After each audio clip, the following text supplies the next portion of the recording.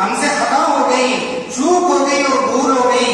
हम ये समझने दुनिया के अंदर कि हम दुनिया बनाने के लिए आए हैं, हम अपने फ्यूचर की फिक्र करने के लिए आए हैं। हमारा मकसूद जिंदगी ऊंचा मकान बना लेना है और अच्छे से बिजनेस की तामीर कर लेना है और हमारी अपनी नस्ल को शादियों के जरिए से ठिकाने लगा देना है।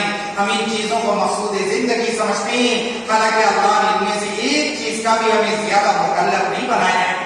ये सारा निजाम तो अल्लाह चलाने वाले ही, सारा सिस्टम तो अल्लाह की कुदरत से, अल्लाह के करने से, अल्लाह के चलाने से चल रहा है। हम जिस काम के लिए दुनिया के अंदर आए हैं, एक एक दिन का जायजा ले, एक एक हफ्ते का जायजा ले, एक एक महीने का जायजा ले, अपनी तिजारत का हिसाब करते रहे, अपनी मईशत का हिसाब करते रहे, अपने कारोबार का हिसाब करते रहे, अपनी माल दौलत का हिसाब करते रहे। काश हम अपनी जिंदगी का कभी हिसाब कर देते। जिंदगी के 50 साल कहाँ गुजर गए, साल के 365 दिन कहाँ निकल गए, महीने के 20 दिन कहाँ गुजर गए, हफ्ते के 7 दिन कहाँ गुजर गए, रोजाना के 24 घंटे कहाँ गुजर गए। कितना जिक्र का एहतमाम हुआ, कितना तिलावत का एहतमाम हुआ, कितना खैर के कामों के हम हिस्सेदार बने।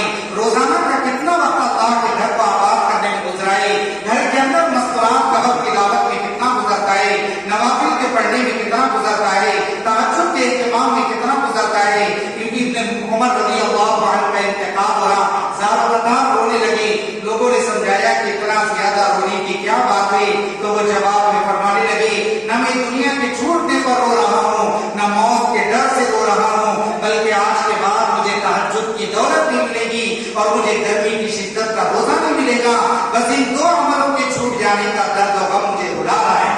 अमल करने वाले भी, ताल्लुक जोड़ने वाले भी, एक ही दिन की कदर करने वाले भी। ज़माने के इमाम गुज़रे उमर बिन अब्दुल अज़ीज़ रहमतुल्लाहि अलैहि काम करके थक के चूर हो जाते थे, दिन भर अदालत का निजाम चलाते थे।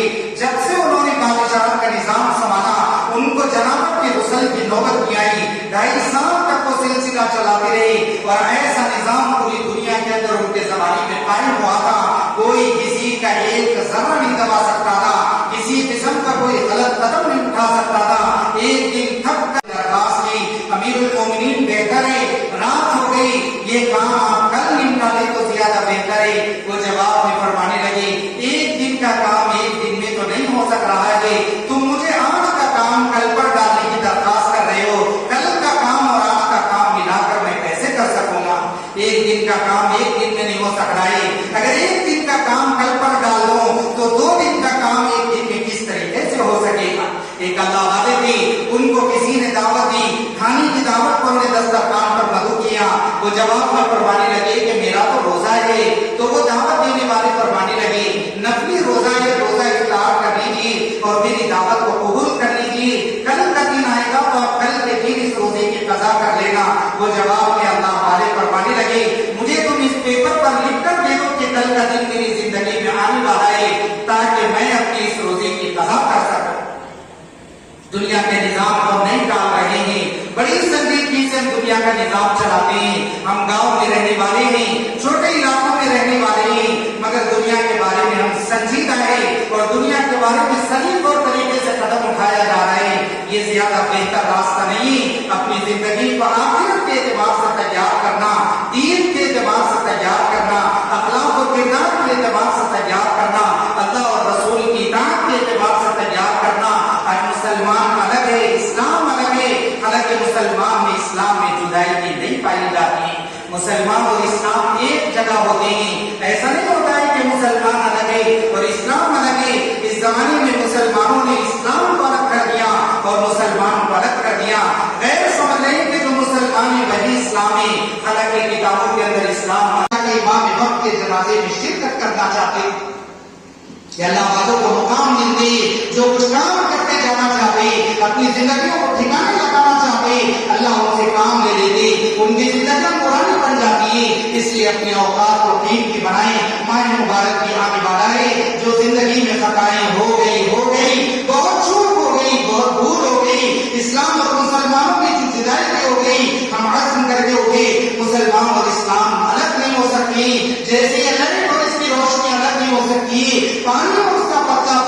نہیں ہو سکتا ہے، ایسے مسلمان اور اسلام میں جدائی نہیں ہو سکتی ہے۔ پانی سے اگر پتلا پن جدا ہو جائے تو وہ صفت کا جدا ہو جانا پانی کو کہیں کا نہیں رکھتا ہے، بلکہ ایسے پانی سے وضو درست نہیں ہوتا ہے۔ اگر اس بات سے روشنی جدا ہو جائے تو ہم اس کو یہاں سے نکال کر کچرے میں لے جا کر پھینک دیتے ہیں، ایک صفت جدا ہو جاتی ہے تو اس چیز کو بے حیثیت بنا دیتی ہے۔ ایسے ہی مسلمان سے اگر اسلام جدا ہو جاتا ہے تو پھر مسلمانوں کو زمانے میں بے حیثیت اور کمزور بنا دیتا ہے۔ اس لیے یہ اللہ کی جو بغاوتیں ہو گئی، جو اللہ کے مقابل میں آ کر گناہوں میں پڑ گئے، کالے کام کرتے کرتے سالوں گزر گئے، سیاہ کام کرتے کرتے مہینوں گزر گئے، اتنے گناہ کیے، ہمارے آبا و اجداد کی زندگیوں کے گناہ ملا کے تو ہمارے ایک سال اور ایک مہینے کے گناہ برابر نہیں ہو سکتے۔ ہم نسلوں کے گناہ ایک مہینے کے اندر کر لے رہے ہیں اور اتنا زیادہ عجیب و غریب نظام زمین کا بگڑ چکا ہے۔ ہم اپنی زندگی کی اصلاح کریں، اللہ رب العزت کی طرف متوجہ ہو جائے، اللہ رب العزت سے توبہ کر دے۔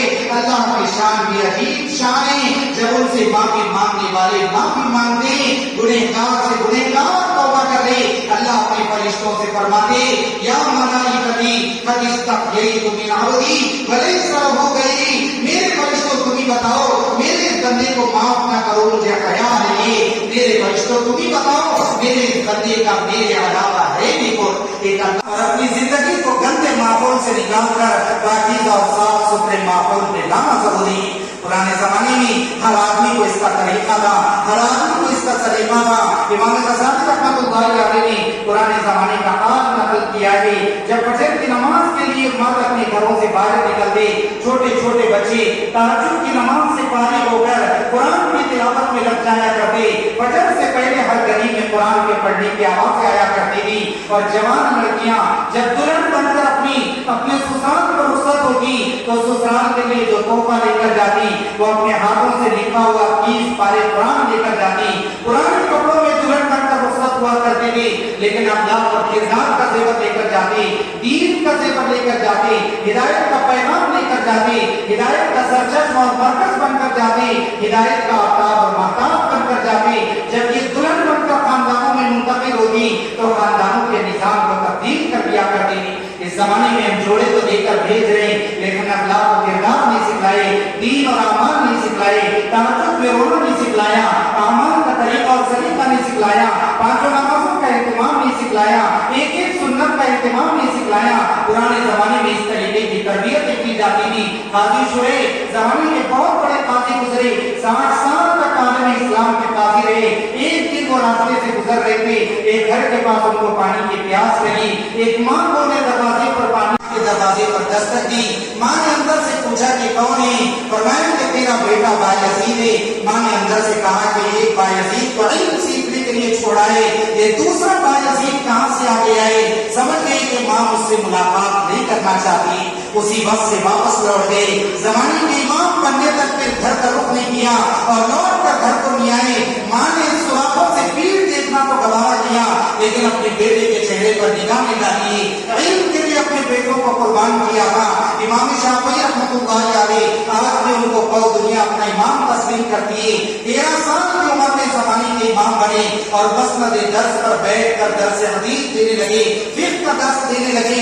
13 سال کے زمانے کے امام کہاں سے بنے؟ یہ تو یقین تھی، ماں نے ان کو محنت کر کے زمانے کا امام بنایا ہے۔ ہماری ذمہ داری ہم خود اپنی ذات کی تربیت کریں، اپنی زندگی کا کوئی ڈیسیزن لیں، اپنی زندگی کے ایک نظام کو طے کریں۔ اللہ رب العزت نے یہ خوبصورت جو اوقات عطا فرمائے، یہ پیاری زندگی جو خدا نے عطا فرمائی، یہ زندگی بہت لمبی نہیں، 50-60 سال کی زندگی لمبی نہیں ہوتی ہے، ہزاروں سال کی زندگیاں لوگوں کو ملی۔ آدم علیہ السلام کے زمانے میں جو دنیا سے چلے گئے، 5000 سال سے اپنی قبر میں لیٹے ہوئے، ابھی تو ان کے ویٹنگ روم کی زندگی 5000 سال سے چل رہی ہے۔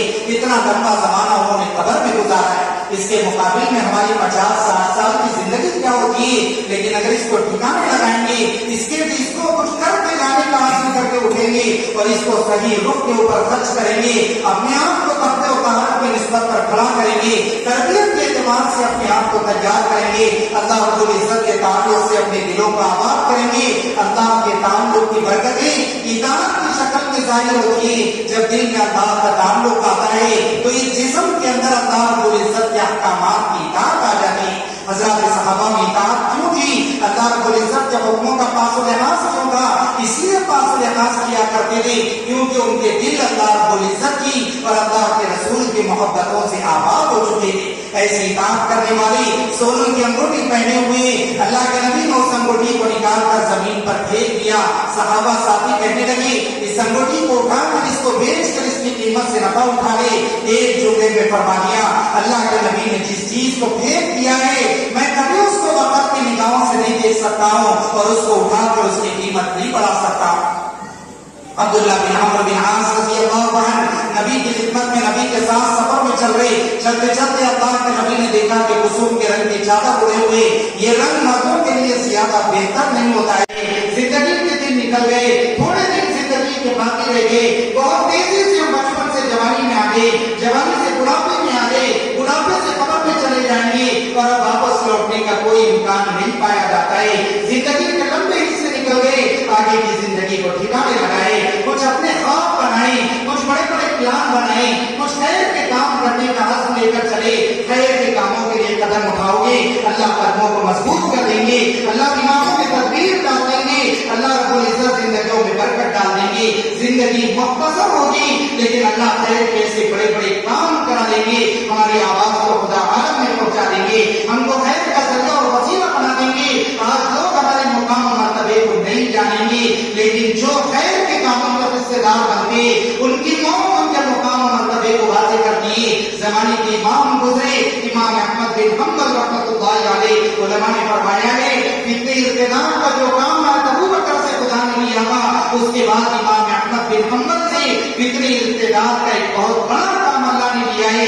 زمانے کے بہت بڑے امام گزرے, وہ زندگی میں فرمایا کرتے تھے زندگی میں لوگ ہمارے مقام و مرتبے کو نہیں جانتے لیکن ہماری موت ہمارے مقام و مرتبے کا فیصلہ کرے گی. جس دن جنازہ اٹھا 25 لاکھ لوگوں نے جنازے کے اندر شرکت فرمائی ہے, 20,000 غیر مسلموں نے جنازے کی نورانیت دیکھ کر اسلام قبول کیا. امام طاؤس تابعی گزرے, زمانے کے امام تھے, جس دن ان کا جنازہ اٹھا اتنا اشتہام جنازے کے اندر شرکت کرنے والے اتنے زیادہ لوگ جنازے کے اندر شریک ہو گئے, 1000 کوششوں تدبیریں کر دی گئی, ایک ہی جنازہ آگے نہیں بڑھ رہا ہے اور تدبیر کی کوئی شکل سمجھ میں نہیں آ رہی ہے. بادشاہ وقت نے بہت تدبیریں کی, جب جنازہ ایک ہی آگے نہیں بڑھ سکا اور نہ ان کی نظر آیا تدبیر کا کرنا تو ایسے وقت میں بادشاہ وقت نے فیصلہ کیا اور بادشاہ وقت کو فوج بھیجنی پڑی, ڈنڈے مار کر لوگوں کو جدا کیا گیا تاکہ ان کے تدبیر کی شکل آسان ہو جائے. یہ مقام مرتبہ کہاں سے ملا, اتنا مسئلہ جنازے میں کہاں سے آیا ہے, اتنا زیادہ اشتہام کہاں سے آیا ہے. ایک کام کرنے والی ام سلمہ رضی اللہ تعالیٰ عنہ کے پاس کام کیا کرتی تھی, ایسی عورت کے سائے میں زندگی گزارنے والے حسن بصری رحمۃ اللہ علیہ زمانے کے امام بنے. وقت کے بغداد میں بہت بڑے امام گزرے, بغداد کے اندر ان کا انتقال ہوا. بغداد اس زمانے میں پورے ملک کا دوسرے نمبر کا بڑا شہر شمار ہوتا تھا اور تقریباً آبادی مسلمانوں کی تھی. ان کے حالات میں لکھا ہوا ہے کہ جس دن ان کا جنازہ اٹھا اس دن بغداد کی جامع مسجد میں ظہر کی نماز جماعت سے نہیں ہو سکی کیونکہ ایک آدمی بھی جماعت بنانے کے لیے نہیں مل سکا. سارے